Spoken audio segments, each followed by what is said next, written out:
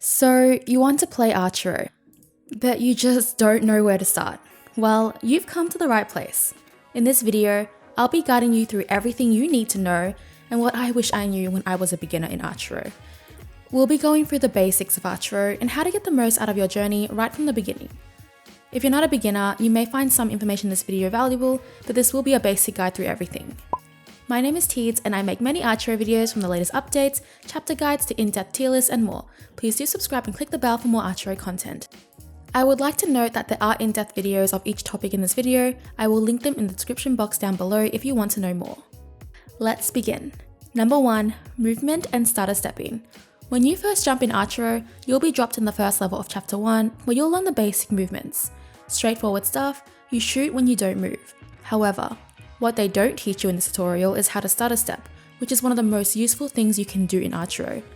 If you watch closely here, you'll see that I'm tapping back and forth. What this does is it will cancel out my attack animation. Here is my full attack animation. Here is my starter stepping animation. This results in increased damage and attack speed because now I'm dishing out attacks faster than before, and this is super important because Archero is actually a really hard game. To do this, you can just basically tap on the screen or tap back and forth in any direction. The trick here is that you want to make it short, fast movements. This works on all weapons, but the faster the weapon, the harder it is to pull off. This also can be a bit tricky at first to get used to, so it's better to start now and familiarize yourself with this tactic. If you want a more in-depth guide on how to do this, I will link it in the description box below. After your first death in Archero, you'll be put on the menu. Well, not on the menu, okay, well, you know what I mean. So, when you're not in the game, you're obviously in the menu. Up on the top here, we have your level. To increase your level, you earn XP by playing the game, and you'll receive the XP by dying or completing a run. Next to that, we have the energy system. So each time you play a game, it will use 5 energy. You earn another 5 roughly around every hour or so. You can also purchase more as well. When you've run out of energy, you can get 4 extra runs for free just by watching an ad. To use them, all you have to do is click play when you have 0 energy and click watch ad. Next to the energy, we have our coins or credits. You can use these to purchase talents, which we'll get into. Other than that, you can use it on the item shop within the game, which is a vendor that you'll run into sometimes who sells some pretty neat stuff. And lastly, we have gems, which can be used on the vendor, chests, or a one-time revive for each run. Now, as you can see, this is split into 5 tabs. First, we have the shop. Here you can purchase chapter packs, gems, and chests. If you've noticed, you have a countdown for each chest. There is a golden chest on your left and obsidian chest on your right. The golden chest contains common and great equipment. The obsidian chest contains great, rare, and epic equipment. We'll get more into equipment later. So you get 1 free golden chest every day, and you get 1 free obsidian chest every week. You want to make sure you open these, because otherwise you won't reset the cooldown. You do not need to log in or open the app, the countdown will keep going. Now the gems are straightforward. You can purchase your gems here, however, if you do want to purchase currency in the game, whether it is to progress faster in the game or support the devs, I would recommend purchasing the chapter packs. The values of these are great and are way more worth it than just purchasing gems on your own. Each time you purchase a chapter pack, you are offered a new chapter pack, and these can contain a number of things. There are gems, materials, revives, and even a guaranteed epic item. The higher the chapter packs, the more valuable they are. If you don't want to purchase anything, that's completely fine as well. Just make sure you open your free daily and weekly chest. On the second tab, we have the equipment tab. Here you can equip items and check your base health and damage. We have a weapon slot, an armor slot, 2 ring slots, and 2 spirit/pet slots. Under that, we have all the equipment that you have obtained in their respective rarities. The grey being the worst, to the yellow, which I don't have here, being the best. Here you'll notice a tab titled Fuse. In the fusing section, you can fuse 3 items of the same rarity to increase its rarity. So 3 greys will make a green, 3 greens will make a blue, and so on.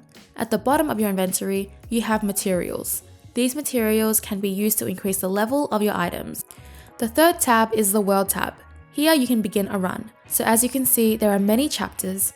However, you can only do the next chapter once you complete the chapter you are on. Within these chapters, there will be levels. As you reach certain levels for the first time, you can click on the chest here that gives you rewards. We also have a small present on the top that is your time reward. Make sure to collect your materials and coins when available. On the other side, we have a mailbox. This is rarely used. I've only opened this a couple of times when the game was having issues and we were given compensation. On the left here, we have different modes. So right now we are on normal mode. However, if I click that, it will turn into hero mode. Now as a new player, you won't have access to this yet.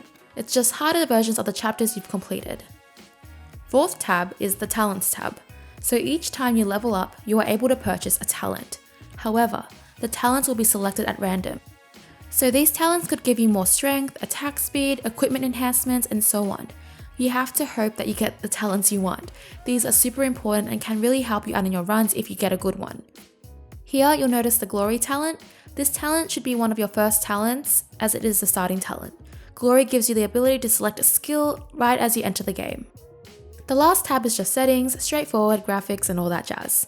Okay, now let's get into the combat. So when you begin a run in Archero, you'll be presented with 3 skills you can choose from.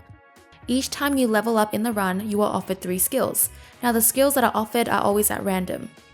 A majority of this game is based on RNG, which means random number generator. That means it basically relies on chance and luck. Now you may be presented with good skills or bad skills.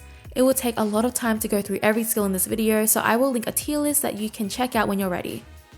Right now, the best skills in the game are extra life, multi-shot, front arrow, ricochet, diagonal arrows in the combination with bouncy wall and piercing, attack boost, attack speed boost, and HP boost.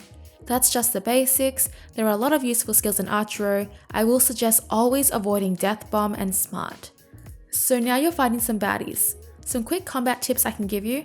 For a majority of the early chapters, you want to watch your character if you're having trouble on dodging attacks and projectiles. Watching your character instead of watching the enemy gives you a better reaction time on avoiding the attack. Use walls and waters to your advantage. Water is great against the melee monsters, just stand on the other side as they can't reach you. With walls, they can absorb certain attacks from certain monsters. And it obviously also works against melee monsters because it separates you from them. And one of the most important tips that a lot of Archero players tend to ignore to this day, you have to study patterns and practice. That's the biggest thing. This game is not a no-brainer. It requires a lot of your attention and you'll have to keep track of what any monsters you struggle with do. Now, the fourth thing are NPCs. In your runs, you'll encounter 3 NPCs. The first one, and the one you'll frequently encounter, is the Angel. This Angel offers you 2 things, a skill and a heal. They usually pop up around every 5 levels. If the Angel offers you a HP boost, always take that over the heal. I would recommend always going for the skills unless you're pretty low on health and you're struggling. The second is the Devil. Now the Devil pops up if you take no damage during a boss fight and sometimes appears even if you do take damage. The Devil offers 1 skill at the expense of roughly 20% of your current health. It is up to you if you want to take the skill or not. I would recommend this if you have a lot of health or a health level you're comfortable with. There is 1 skill you should always take from the Devil, and that is the extra life. This skill basically revives you right away if you die. Other great skills are multi-shot and front arrow if you don't have them yet. If you do not get the Devil, you'll get the Wheel. This wheel offers a potential skill, heal, or XP. And also, for 5 times a day, this will offer a chance of winning gems if you choose to watch an ad. I'd suggest saving the gems for chests, revives, and or the item vendor. What I did with my gems at the beginning was I just saved them completely for the chest. The last NPC you'll encounter at random is the item vendor. This vendor offers materials, items, and energy for coins or gems or just watching an ad. I would suggest always purchasing materials for coins when you can and only buy items with gems if it's an item you want. Now, if he does offer materials, the ones you want to prioritize are the armor materials and the weapon materials. The spirit materials and the ring materials drop way more often than the armor and weapon materials. Lastly, there are revives. Now for 30 gems, you can revive yourself once when you die and only once. I would only suggest doing this if it's on a boss you're struggling with and you're very close to beating it. I would only use a revive if you feel the chances are high for beating the chapter. This means you have to factor in if the skills you've obtained for this run are worth risking the cost of 30 gems. And that is all for the beginner guide. I hope this has helped you in some way as a beginner archer. I will be leaving the in-depth video links in the description box below. These will include a gear and equipment guide, a weapon guide, a chest guide, strategy guides, and tier lists. I've also made numerous chapter guides to assist you in your runs. I will be remaking those chapter guides to make it easier to follow because at the moment it's just gameplay with commentary, but I really want to make it in-depth and really help you out. So do stay tuned for that.